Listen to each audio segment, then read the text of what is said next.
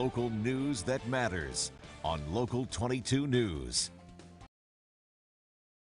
Fighting cancer without any support is hard, but when someone else is going through it with you, it creates a bond. More about that tonight from Libby Farrow. 1 in 8 women will be diagnosed with breast cancer. These two Vermont women were both diagnosed with almost the exact same type. Meet Julie and Liz, two women with almost the exact same kind of cancer who became friends through a difficult circumstance. Julie says she remembers the phone call of her being diagnosed just like it was yesterday. I got a call from the technician saying that I had breast cancer. And so I remember that day vividly because I was at work and I got that call, and it was, difficult. But the thing is like you can either take a look at it as this is a death sentence, which I knew it wasn't, or you can turn it into a more positive thing. And so I chose to do the positive thing.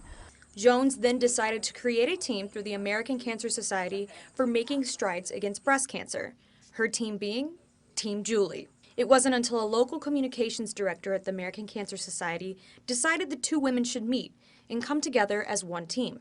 Both Julie and Liz were diagnosed with stage 1 breast cancer, grade 3, just months apart.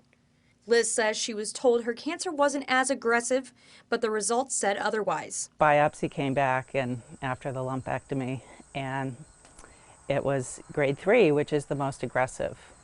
So that meant, and I knew exactly what that meant, and it meant chemo. So, I think it was just a really hard realization that I was going to lose my hair, for one thing, and it's one of my best features, I always thought.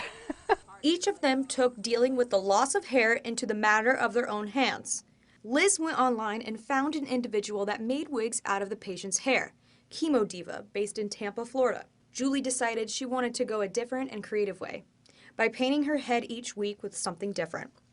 Both women continued to work during their treatments as they didn't let their diagnosis define them. I've really, I've always looked at life a little bit differently because I grew up with a nurse who, my mom was a nurse, and she was able to always say to enjoy life to the fullest.